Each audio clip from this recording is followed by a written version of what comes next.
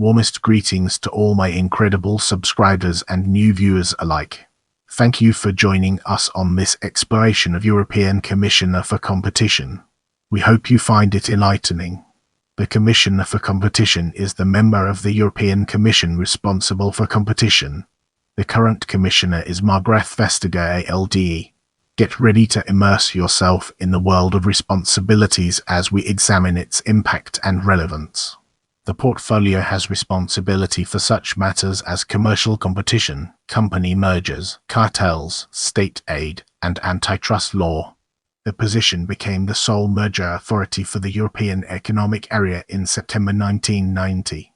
The Competition Commissioner is one of the most powerful positions in the Commission, and indeed the world, and is notable in affecting global regulatory practices in a phenomenon known as the Brussels effect. For example, preventing the merger of two US companies, General Electric and Honeywell, in 2001. In 2007, Neelie Kroes, then Competition Commissioner, was the only commissioner to make Forbes magazine's list of the world's 100 most powerful women. She held position 59. Let's now turn our attention to Mario Monti and uncover the fascinating insights it brings to the table. Mario Monti. Mario Monti is particularly notable for his ruling during the GE-Honeywell merger attempt in 2001. General Electric, a US company, sought to acquire another US company, Honeywell. This merger had been approved by US authorities. However, Monti, with the backing of the rest of the Commission, rejected the merger. Rather than be blocked from the European market, the merger was abandoned. This was the first time that a merger between two US companies had been blocked solely by European authorities, only the second time it had blocked just two US companies, and only the 15th merger it had blocked ever since it started work. On 1 May 2004, Monti oversaw a radical change in the competition powers of the Commission concerning antitrust regulation, merger controls, licensing agreements, and air transport. Let's now venture into the realm of Neelie Kroes and explore the fascinating intricacies it holds. Neelie Kroes. During Neelie Kroes' hearing at the European Parliament, MEPs expressed concern about whether Ms. Kroes had a sufficiently detailed grasp of certain specific subjects, but was approved as part of the Commission in 2004. Since then, she states that she promotes a fair and free business environment, achieving sustainable economic growth and high employment. The Commission has been involved in a number of high-profile cases fighting anti-competitive behavior, such as the case against the merger of Sony BMG against Apple Inc., regarding iTunes, and the ongoing case against Microsoft.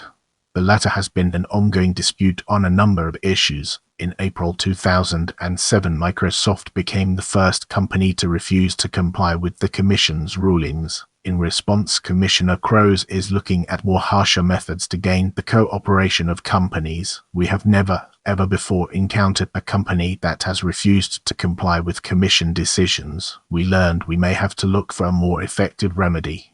In September 2007, the Court of First Instance Use, a second highest court, upheld the Commission's decision to fine Microsoft €497 million and its order to Microsoft for it to share its information, setting what the Commission described as an important precedent.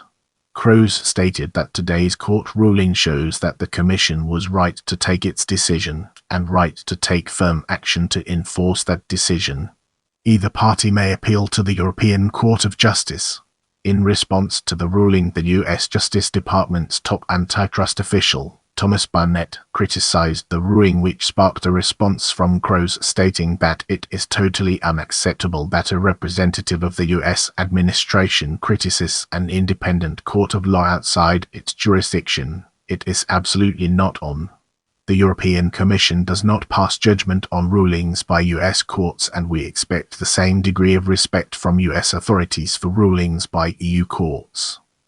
Kroes holds a strong belief in free market principles and was tough with offenders. By the time her term as Competition Commissioner ended, she had completed most major cases. As we progress through this video, let's now turn our gaze towards Jochen Almania. Jochen Almania. Jochen Almania, Previously, the Finance Commissioner took on the competition portfolio under the second Barroso Commission in 2010 and was expected to have a tenure similar to Crow's stringent run.